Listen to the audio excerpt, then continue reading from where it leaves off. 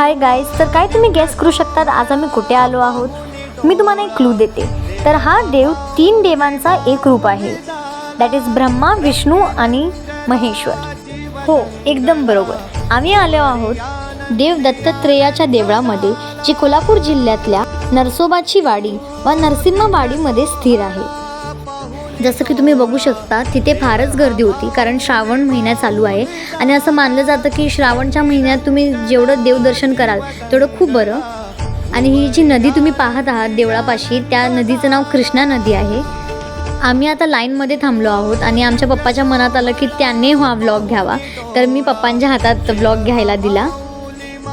हे आहेत माझे स्वीट पप्पा.